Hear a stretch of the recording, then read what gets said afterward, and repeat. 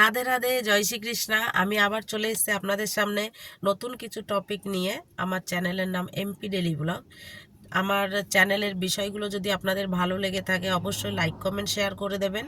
তা আমি আপনাদের আজকে কিছু নতুন টপিক বলবো পৌষ পার্বণ নিয়ে, যেটা আপনাদের জন্য খুবই মহত্ব, খুবই মানে সামান্য কিছু টিপস, যেটা আপনারা যদি ঠিকভাবে সেটাকে পালন করতে পারেন আপনাদের সংসারের সুখ সমৃদ্ধি সব কিছুই একদম পরিপূর্ণ থাকবে। মা লক্ষ্মী আপনাদের ঘরে স্থিতি থাকবে।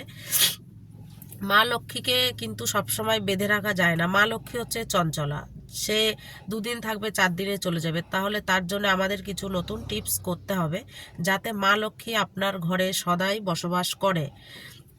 তাহলে পৌষ মাসের শুক্লপক্ষের তিথিতে শেষ তিথিতে পৌষ পূর্ণিমা বলা হয়। পৌষ মাসের শুক্লপক্ষের শেষ তিথিকে পৌষ পূর্ণিমা বলা হয়। ধর্মীয় বিশ্বাস অনুসারে পৌষ পূর্ণিমার দিনে ভগবান শ্রীহরি ও মা লক্ষ্মী দেবীর পুজো বা বিষ্ণুর সাথে মা লক্ষ্মী দেবীর পুজো করলে আর্থিক সমস্যা থেকে মুক্তি পাওয়া যায়, জীবনে সুখ সমৃদ্ধি সব কিছু আসে। এই বছরে পৌষ পূর্ণিমা 13ই জানুয়ারি 2025 পালন করা হচ্ছে। এই দিন স্নান দান করা বিশেষ মাহাত্ম্য রয়েছে।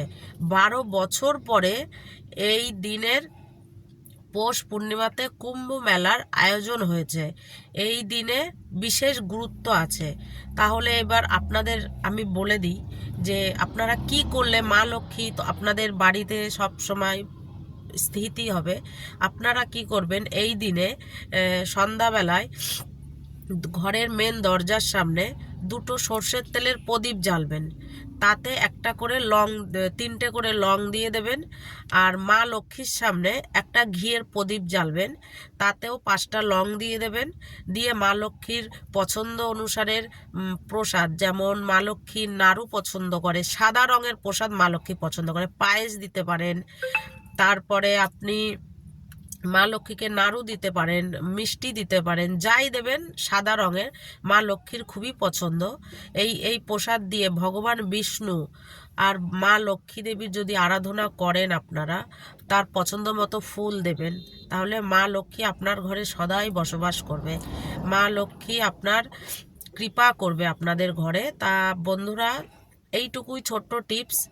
আর আরেকটা কথা, মা লক্ষ্মীর সামনে আপনারা ওই দিনে 5টা হলুদ রঙের কড়ি, যে কোনো কড়ি রাখলেও হবে, হলুদ রঙের কড়ি রাখলে বেশি মা লক্ষ্মীর প্রিয়, ওটা করলেই ভালো হয়।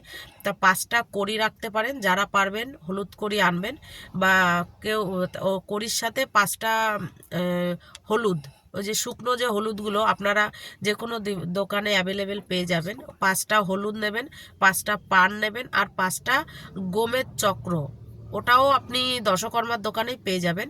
ওরকম ওই সবগুলো নিয়ে পানের উপরে দেবেন। 5টা সুপুরি নেবেন, মায়ের সামনে একটা পানের মধ্যে একটা হলুদ, একটা কড়ি, একটা সুপুরি দিয়ে একটা লং দেবেন, একটা ইলাইচি দেবেন, দিয়ে মায়ের সামনে 5টাতে ভাগ ভাগ করে রাখবেন। তারপরে মায়ের পুজো আরাধনা করবেন।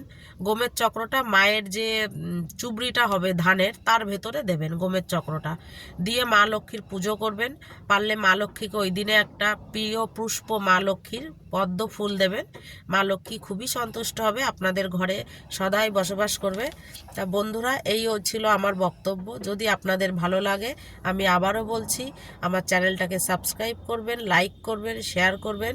রাধে রাধে, জয় শ্রীকৃষ্ণ। কাল আবার আসবো নতুন কিছু নতুন টিপস আপনাদের জন্য, আপনাদের ভালো থাকার জন্য, আপনাদের সংসারে সুখ সমৃদ্ধি আসার জন্য। Good bye.